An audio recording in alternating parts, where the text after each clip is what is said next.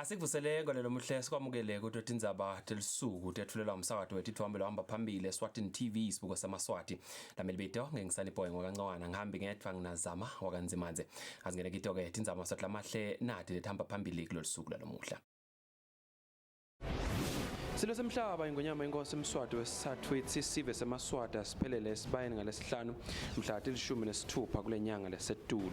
Litiko letemcebo waphansi nemandla letsisive asingaphaphuleki ngendzaba yaphethilom lekhona eveni njengoba ke tinkampani ta-oil tetama kuthola sisombululo kule nkinga. Kanti ke lehhovisi elinxusele live leTaiwan kuleli selinikelele lidlala lasesikome ezakhele ngekudla kanye netitulo letihamba labakhubatekile. Tindzaba silo semhlaba ingonyama inkosi eMswati wesithathu itsisive semaswati asiphelele esibayeni esigodlweni eludzizini ngalesihlanu mhla ka-16 enyangeni lesetulu lokho kuvetwe indvuna Themba Gininza esigodlweni eludzizini.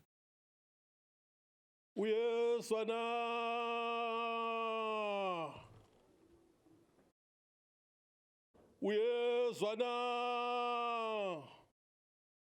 lalela ikutshele Tindzaba letiphume enkosini uthi wakandaba sive sonke siphelele esibayeni ngelesihlanu kulo leliviki mhla tinge-16 kuJulayi 2021 sikhathi kuyawuphelelwa nga-10 wonke umuntu utabe sahleli phasi nga-10 o'clock bese wonke umuntu ahleli phasi.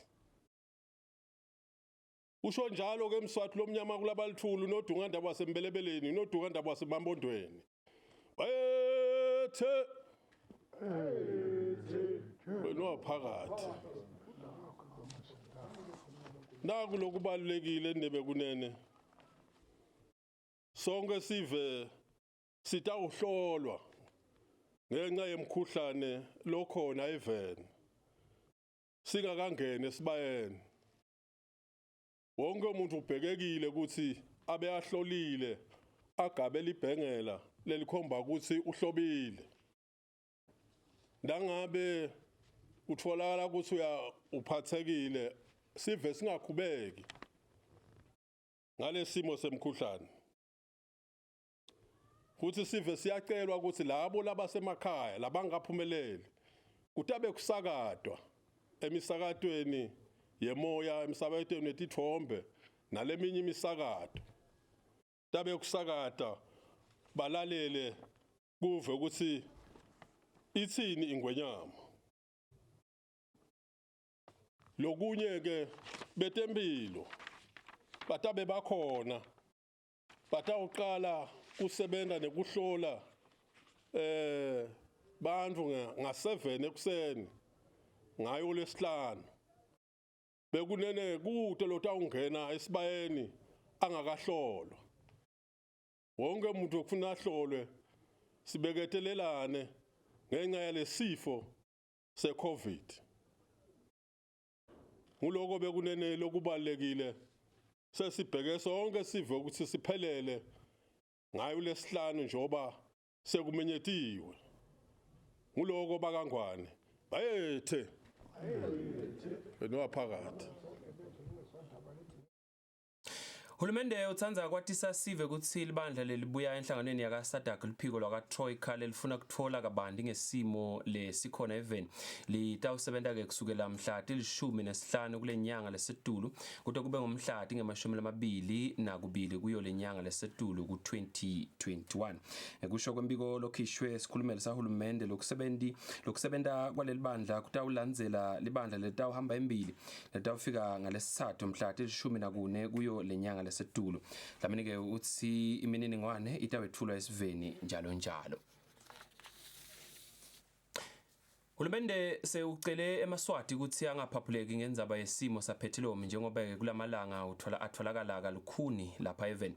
Kusho kwembiko lokhishwe indvuna yelitiko letemcebo waphansi nemandla Peter Bembe uthi ke sive singabe sesithenga petroleum ngelizinga leli ngetulu kwalelo leletayelekile ngekwesabela lesimo dona ithi ingasiqinisekisa sive ukuthi noma lesimo sinjena lenkampani ta oil itenda konke lokusemandleni ukuthi petroleum uba khona lapha eveni dona ithi inkampani ta oil titsinzeke ngetindlela tehlukene ngalesimo kungako dingeke tibe na petroleum ngalokufana nako Bembe uthi le tinkampani tetama kuthola tisombululo kule tinkinga noma ke kule nkinga ya petroleum ngetindlela tato letehlukene dona Bembe ithi bayethemba ukuthi isimo sitawubela masinyane njengoba ke letinkampani ta oil tibuka letinye tindlela tekwenda simo ukuthi sibe ngcono induna yephethe ngekuveta kutsabuka kwelitiko ngalesimo sa petroleum lesikhona eveni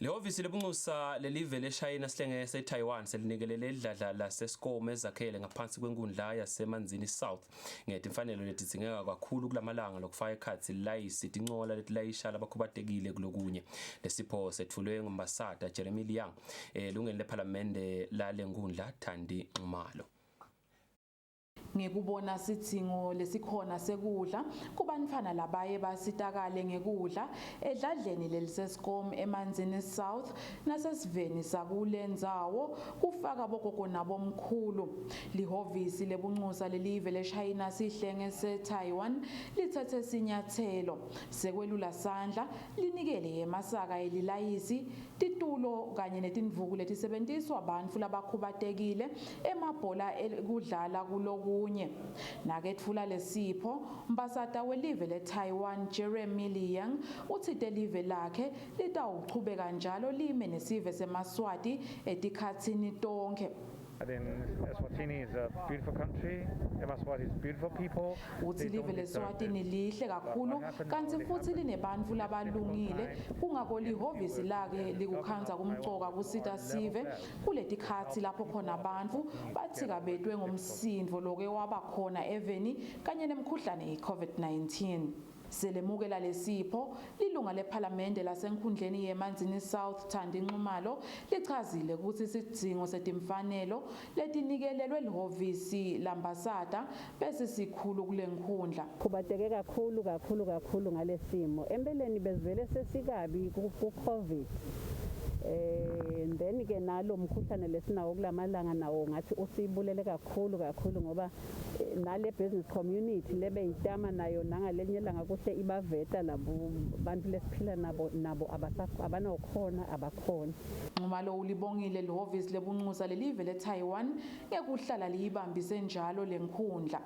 kubikahle ngiwendlovu nginambonga Dube sigamanzini Lo khulumela beticishamlilo kuleli Herbert Shabangu ucela eMaswati ukuthi angacala babele imililo njengaloku beticishamlilo bede mathulusi kusebenta lanele kanzi ke futhi netisebenzi dincane kanzi ngakulokunye umcondzisi etiko letekulima Nelson Mavuso uthi bonke labafuna kubabela kumele bathole imvumo etiko letekulima Nakusebusika kuyaye kuvame ukubabelwa kwemililo ledala imonakalo empahleni kanye nasetilwaneni becima mlilo kuleli baxwayisa amaswati ukuthi angalokuthi acala imililo njengaloku becima mlilo bede mandla lekenele ekucisha imililo njengaloku babancane ngenombolo kanti okusebenta kukho esimeni lesikahle ngenxa kungemi kahle kwahulumende malini lokhu kuvetwe ngilo khulumela becima mlilo kuleli Herbert Shabangu sishoda labantu bekusebenta lomlilo ukucima lomlilo kushoda nale material nyalo letimoto tilimele lesimoto kakhulu atsiviseki lamalanga kunenkinga mbamba asikemi kahle futhi ngalokuthi letiteshi tichelelene kakhulu kude titeshi lithonsi elwandle mangisho njalo lenombolo yatiteshi lithonsi elwandle angibekise incane kakhulu umcondzisi wetiko letekulima Nelson Mavuso uthi umthetho iGrass Fire Act nombolo 44 wengeminyaka wanga1955 uthi bonke labafuna kubabela kumele bacele imvume etiko letekulima Mavuso uthi lo mthetho ukhonela kubuka ukuthi umlilo awucalwa sinoma kanjani So in terms of lo mthetho ke lengikhuluma ngayo le Grass Fires Act number 44 of 1955 uthi umlilo kunesikhathi lapho ungakavumeleki khona. 1st May to the last day of September umlilo awubaswa. Ngeke umthetho awukafanele kubasa umlilo. Udinga ipermit. Lo mthetho lengikhuluma ngayo provides for ukuthi umuntu before ashise umlilo ethetiko la agriculture atocela leyo permission. Bese siyamnika leyo permit. Lenema copies lawashela bakafaya abatshele ukuthi ngidawubasa nawushisa because nakhona it's kubukeka kunesidingo sekushisa lo mlilo lo. Shabang uthi imililo lemiyenti kuleli legcina ibanga imonakalo ibangelwa ubudlapha bebantfu. Etindzabente Eswatini TV kubika Fortune Dlangamandla kunavumkosi Nzinisa Sembabane. Bogogo nabomkhulu basenkundleni yasendondozi bathi bakuthokotele kakhulu ukuthola lithonzi lesibili lemjovo yokugomela umkhuhlane iCovid-19 njengoba kude imivuka labayivako kwesolo bajova bathi lo mjovo ubaphethe kahle. Bogogo nabomkhulu bagome kwesibili etindaweni etehlukene kule nkundla lokufaka ekhathi enkundleni lenzala kanye eGushede kaNdinda. Bogogo nabomkhulu basetigodzini letahlukene ngaphansi kwenkundla yasendondozi batfole lithuba lesibili lekugomela umkhuhlane iCovid-19 namuhla ngalesibili etindzaweni letahlukene kule nkundla. Labogogo nabomkhulu labe baphume ngetinombolo balihlabise ngenhloko lekuthi bebangeke balipholote lelithuba labanikwe lona lekugomela lo mkhuhlane kwesibili kude bate uvikeleka ngalokugculisako. Umjovo uphethe kahle kakhulu awukaze nje ukuthi uphethe ngawujova ekuqaleni no kude lokuhlupha bona bantu bekunene ngithi nabete bajova. Mina ngikwemukela kahle bonkhosi ngijabule ngoba ngiphilile awuzange ngiphathe nakabi lo mjovo. Cha ngabakhuthaza vele ukuthi loyo lofuna impilo akajove. Awukangihluphi umjovo ungiphethe kahle kakhulu. Ngiyethemba ukuthi futhi wonke umuntu utawuphatheka kahle kulo mjovo kuzakake ngambona umuntu lokhanza ukuthi lona umphethe kabi kanjani. Umkhuhlane iCovid-19 sewubuye esigaba sesithathu kule Eswatini nakulamanye emave la 7 katini leAfrika. Kanti kudla ngakwawo lo mkhuhlane simo lesesikhathate kakhulu inhlangano yakamhlaba yetempilo njengoba lokungenani emave la nge22 kuleli vekati sekabike ukuthi luhlobo lwalomkhuhlane iDelta variant lolwanza ngesivinini lesikhulu loluphinze lube nesitfozi lesimatima lubonakele kulamave. Kubika hle ngwendlovu nambongwa Dube sikandinda ngaphansi kwenkundla yasendondozi. Inkundla yaseMbabane East ithi liqhubeke kahle lihlelo lokugomela umkhuhlane iCovid-19 kule nkundla kaze ngekusho kwenduna yenkundla mefika amavuso uthi namasipala welidolobha babambise ngekukhipha imotolo lethwala bogogo nabomkhulu ibamikise emakhaya mahala nabacetha kujova. Bogogo nabomkhulu benkundla yaseMbabane East baphelele ngetinkani kuyojova lithonsi lesibili lekugomela umkhuhlane iCovid-19 kule nkundla abantu labadzala bebajova enkundleni kanye nakamsunduza. Indvuna yenkundla mefika amavuso ithi lokugoma solo kuhamba kahle kanti bagadze ukuthi kujove ngetulu ko-1000 webantu labadzala njengobe lelo linani lalabatfola imbasha yalabadzala khona kule nkundla. Mavusa ubonge masipala welidolobha leMbabane ngekubabambisa bogogo nabomkhulu ngekwekuhamba. Siyambonga masipala weMbabane ngoba ikhumbi nje lokukhuluma imile lengaphandle ithi ifuna kubathatha ababheka labo situation nakumanzana bahambe phindze ibuye ithathela abanye mhlambe lababheka kule tindzawo letehlukene. Siyabona ukuthi masipala uyikhiphile ikhumbi letabathuthetela ibamikise emakhaya. Siyabonga kakhulu lokho kuyinto lenhle kakhulu lento yemasipala. Bantu labadzala lesikhulumisene nabo babonge uhulumende kakhulu ngalomjovo. Tinhlito tabo tikhululeke batakuthola kuphila ngoba lo mjovo uyasita ukuyisana amandla emtimbeni nangumuntu omkhulu uvukile impela uyagcasela ekulaleni phasi. Ngibonile nje ukuthi kungathi umuntu utawuvuka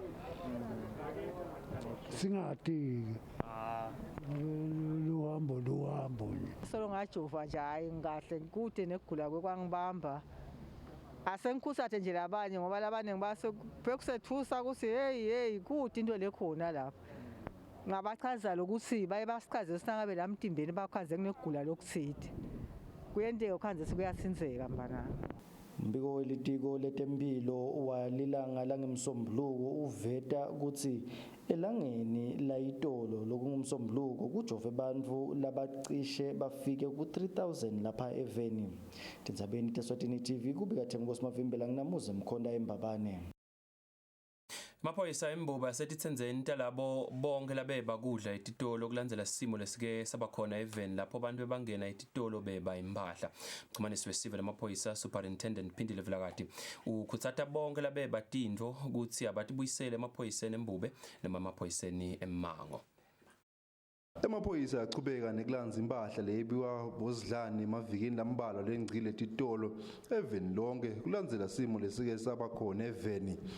Lempahla letfulakele ifake ekhatsi imibhedze bomabona kudze kudla kubala kulokunye. Umchumanisi wesive kanye nemaphoyisa Superintendent Phindile Vilakati utse amaphoyisa atawusebenta ngekutikhandla kute yonke impahla leyebiwa igcine kubaniyo bayo. Kulandzela loku luthwa kwetitolo nema-breakings ngoba kuletinye kwagcekezwa vele bathathwa tintfo. Bakhona ke bantfu sebangeni lababoshiwe etiteshini ngekuhlukahlukana. Netintfo-ke letinye setibuyiwe bekulandzela leti letathathwa kulelo gama lokwenteka. Singathi nje losenabo lahleli nabo ekhaya asimkhuthade vele ukuthi akasukume atisondzele angaya emaphoyiseni eMango atibike khona angaya nje nakunoma ngangibani endzaweni la aphila khona asho ukuthi khona tintfo latitsatsa nadinga nathatha kuphi kuze kuthi kutobika kulabo banikati. Vele siyachubeka singamaphoyisa nabo kureyida la sesive khona ukuthi khona tintfo ekusolakala ukuthi tikhona loyo lotawutfolakala naleto timahla vele utawuthi abhekane nawo umthetho. Lesimo lebesisolo sikhona eveni sishiye abantu labafikako etinkulungwaneni letisihlanu beti imisebenti kanti lomonakalo lodalekile uyafika etikhitsikhitsini letintsatfu. Etindzabeni Eswatini TV kubika Fortune Dlangamandla kanti titfombe titfolakele emaphoyiseni.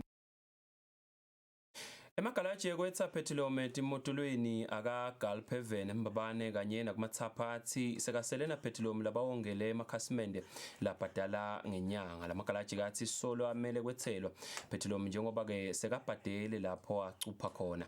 Kanti-ke emalayini etimotolo lebetifise kuyowetsa petrolome khona eGulp Haven eMbabane bese tivale nemgwaco. Kushoda kwa petrol eSwatini kubange ukuthi timoto tideleze emagaraji labekasenawo lo petrol eMbabane sigaba lesifika kuma kilometer lasihlanu. Linye lamagaraji kube yiGulp lelisenzaweni yaseveni lapho timoto betifika eGolf Course. Umphathi waleli garaji Majahong Khethela uthi sive bese basethela petrol longengci ku-200 Jumalangeni imoto iyinye ngenhloso ekwenetisa wonke umuntu. Nami sekungiphelele bhuti nyalo nje yena lo 200 bengisolo ngimetha la motini sekude kona bhuti nyalo nje kufuna ngibachazele do bangeke ba understand just because kunabantu abafika ekseni nga5 ngithe nangivula lana ekseni ngakhanza line already selilitse bangitshela ukuthi bafike nga5 la mina ngivula nga6 la emsebentini ngikhanze line already lilitse ngazama ukuba netisa labo 200 but sekuphelile bhuti. Lokho kungivisa buhlungu kakhulu. Thela uthi sebavele basifakile isicelo sekwethelwa lomunye petrol nokwabati ukuthi batawuthola nini. Kanze garage la kaPuma eCheckers nakhona timoto betimile tipake nasekhatsi egarage noma bekusengakethiwa. We were supposed to get a truck maybe early today but nothing lesikutholile. So it is painful ukuthi sebenza noma stibuka lana kubhlungu because in some of them baneshisekele ukuthi bafuna kusebenza but abakhona ukusebenza because there is nothing la bakhona ukuthi baservice ama customer abo ngakho. Kugcina kwethu ukuthola i-truck esagcina mhla ka28 enyangeni ledlulile. So up until today kuthi truck lesike sayithola. So if you were lebes now ngane kakhulu ngasho kanjani because siyayisubekele nabantu lababhadala phambili sithi bavula ama-account nathi. So labo bantu labo siyaye sibabekelele okuncane ukuthi ngoba phela bona vele imali yabo seyivele ingakithi. Nganze Gulf kumathapha labasebenza khona sebesabela nemisebenzi yabo ukuthi ingahle ibaphelele uma sichubeka lesimo. Nakuhlanganiswa lo mbiko lona ngensimbi 11 ekseni ngalesibili simo besolo sisibi kulamagalaji lawa. Etindzabeni Eswatini TV kubika Themnkosi Mavimbela banamuze Mkhonda eMbabane. Kubonakala kwangathi betinqolo etilayisha sive libonjeni abayilandzele ngalokuphelele imigomo yahulumende yokunciphisa kwanza kwemikhuhlane i-COVID-19 even. Bonganisha bangumashela esiphofaneni utsithi sekhona tinqola letingasifutsi sive ngokubulala emagciwane etandleni. Ngithathele emsakato Thembelihle Magujwa ihlanganisana ngombiko.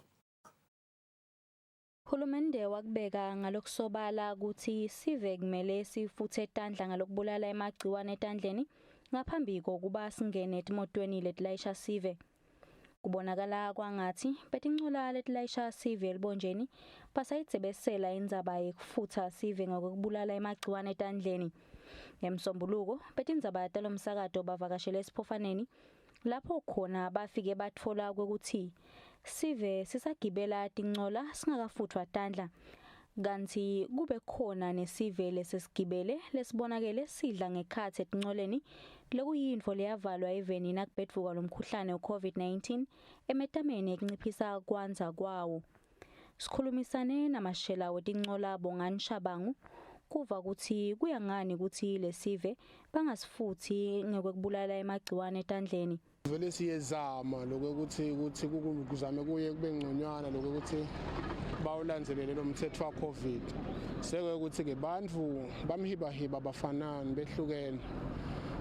Lokwendeka kulabanye baye kwendeka ukuthi bawagcoke kahle ama-mask lawo ma-customer.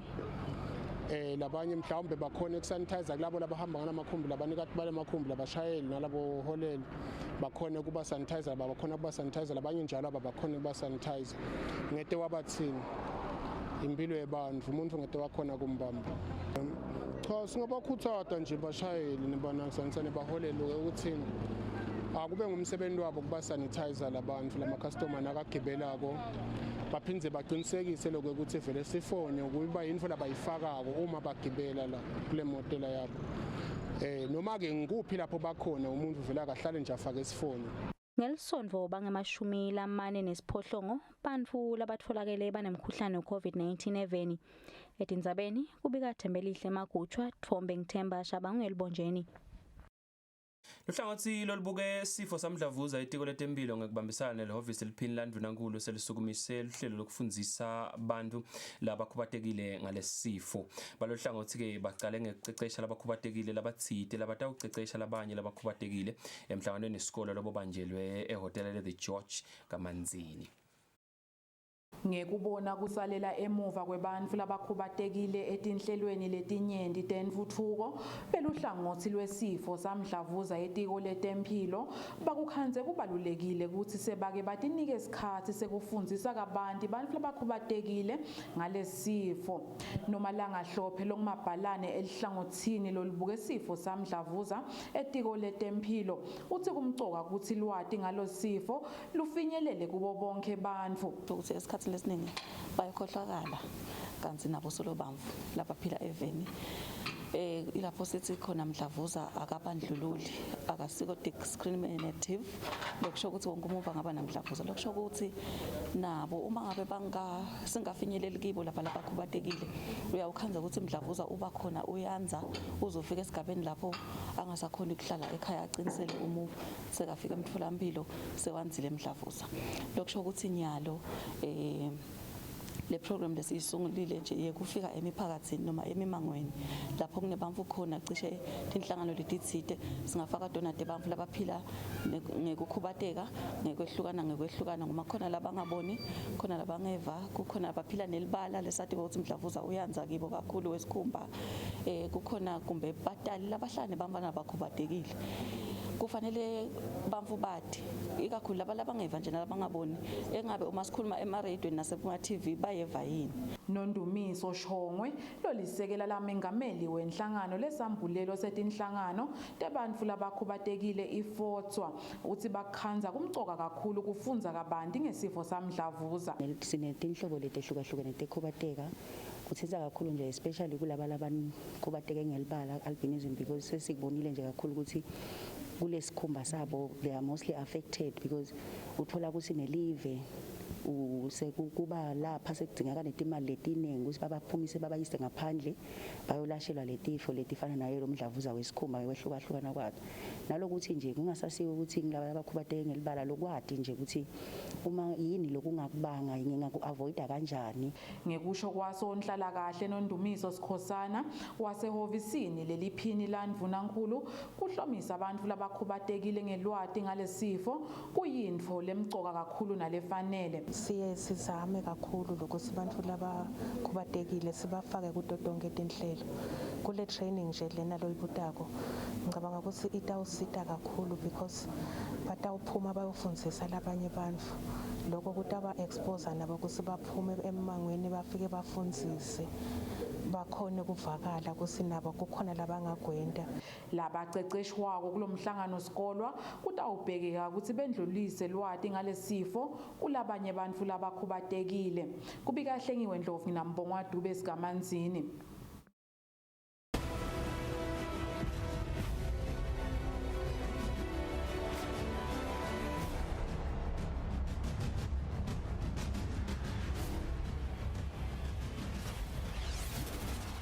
Asipheze sikwamukele ngalo lomhle sesingena kidwa Tindzaba temidlalo. Umceceshi wesihlangu semnikati Dominic Kunene uthi wonke umdlali kutomele atimisele nabatilolonga kude adlale nabadlala nelikhethelo leBotswana lekutoba ke ngomdlalo wokugcina ku Group A enzebeni yeCOSAFA Cup ledlalelwa eNingizimu Afrika.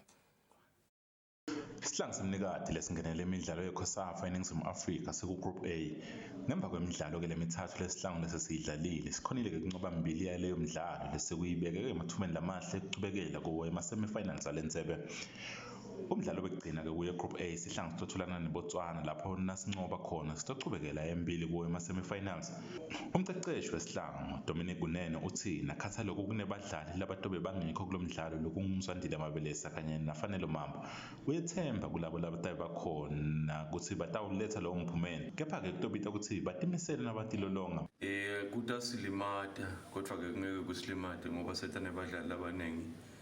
Sikona i-team uyewadi ukuthi nangabe kunabani ku-position bani kunabani position bani uyakhona ukudlala kepha nje ke kuyawanika nalamanye ama-players lithuba lokuthi atibonakalise so siyakholwa ukuthi nakangena lapha ayathi uSilamadoda la suspendiwe bekatimisela kangakanani sokufanele asebenze kangakanani nawo kutasisita kepha ke sibe nenhlanhla sinemalanga lamaningi ekutrainer naye ngeke abuye ngaloko ukuthi i-suspension seyiphelile utawutshengisa ku-training ukuthi ulungele ukuthi abiyele ngoba lamadoda ladlala igceke emini egcina yeZambia abonakalisa ukuthi kuyasetshenziswa so kafishane uyayilela naye indzawo yakhe ku-training. Lo mdlalo wesihlangu ucala ngesimbi yesithathu Tindzaba ngalesithathu khona eNingizimu Afrika kanti nasinqoba sihlangu sizochubekela kuwo ema-semi-finals ngamaphuzu la imfica lokunyalo sinemaphuzu lasithupha.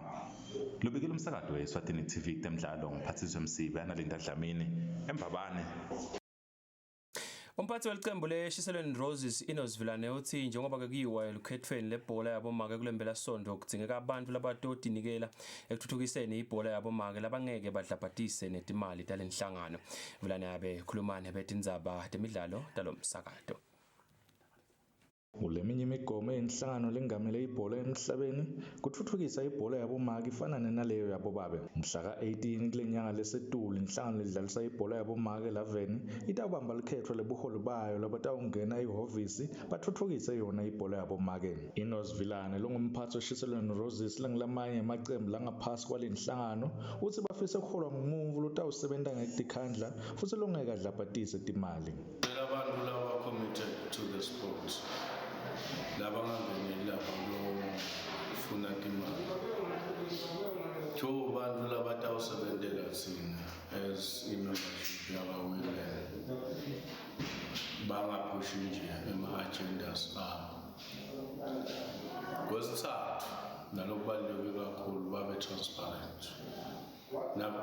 nabo sukumnyaka sibudget sati inanasi ukuthi lokutawuthengwa noma ne-possibility yokuthengwa nanawo. Labo labanqunyelwe ukuba bosihlalo walenhlangano bayifaka ekhathi longusihlalo nyalo Sanboy Mabuza kanye na-Ian Nxumalo, Aaron Mavimbela kanye nabonkosi Mhlanga. Lobike lomsakazo Eswatini TV kutemidlalo ngilinda Dlamini naphathizwe Msibi eMbabane. Kanti ke sesibuka kade imidlalo ethibeya ngaphandle kwakuleli umdlali welicembu leManchester United we7 laseNgilandi Marcus Rashford uthi angeke acolisele ukuthi watalwa waba nelibala lemnyama kulandzela ukuthi ahlukubedwe balandzeli belikhethelo lesive laseNgilandi nabakhala phasi kumancamo eEuro 2020 ku-Italy. Likhethelo lesive laseNgilandi lakhala phasi kumancamo endzebe eEuro 2020 ladlala ne-Italy ngelisonto lesibuya kulo kuma-penalties lapho khona Marcus Rashford, Bukayo Saka kanye naJadon Sancho bagejake ema-penalties. Labadlali abathathu bahlukubetiwe kakhulu etinkundleni tekuchumana bahlukubedwa ngelibala labo lelimnyama. Marcus Rashford uthi angacolisa-ke kungadlali kahle nangekugeja yona i-penalty kodwa akayuze kacolise ngekuthi uwelibala lelimnyama kanye nemvelaphi yakhe. Rashford kumbiko lawuthumelele beTindzaba ngomsombuluko uchazile ukuthi ngaphambi kokuthi ashaye yona le penalty abefuna kuthatha isikhathi sakhe acabange ngemlando latawakhela live lakhe laseNgilandi.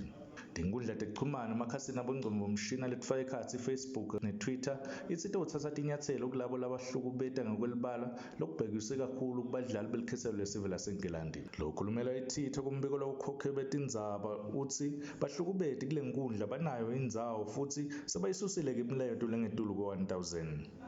NeFacebook nayo ithi noma angeke bakhona kulwa nalokuhlukubeta ngesikhathi lesincane kodwa-ke batawukulwa nako noma kanjani. Novak Djokovic loncobe indzebe yeWimbledon nakadlala naMatteo Berrettini sawulingane naRoger Federer kanye naRafael Nadal njengoba bonke sibaphakamise imincintiswano lemikhulu emahlandla lamashumi-20. Djokovic uphindze wenta umlandvo kule ndzebe yeWimbledon njengoba soyincobe emahlandla lasithupha. Lobike lomsakazo Eswatini TV kutemidlalo ngilinda Dlamini naphathizwe Msibi kanti titfombe tibeya ka-DW na-France 24. Ngosingaletha temidlalo kuqala tindzaba tethu telisuku kanti ke singakahambe asiphinde sibuke nadi betamba phambili kulolu suku lalamuhla. Silo semhlaba ingonyama inkosi eMswati wesithathu ithi sive semaswati asiphelele esibayeni ngalesihlanu mhla 16 kule nyanga lesetulu. Litiko letemcebo waphasi nemandla lithi sive asingaphaphuleki ngendzaba yapetrol lekhona eveni njengoba ke tinkampani ta-oil tetama kuthola sisombululo kule nkinga. Kanti ke lehhovisi elincusele live leTaiwan kuleli selinikele lidlala lasescom ezakhele ngekudla kanye netitulo letihamba labakhubatekile. Kasitephethe amasadla amahle endzaba tethu telisuku sichubeke siphephe kuwo umkhuhlane i-COVID-19 ingosi itawuchubeka kuthela ubumusa emakhaya nisale kahle.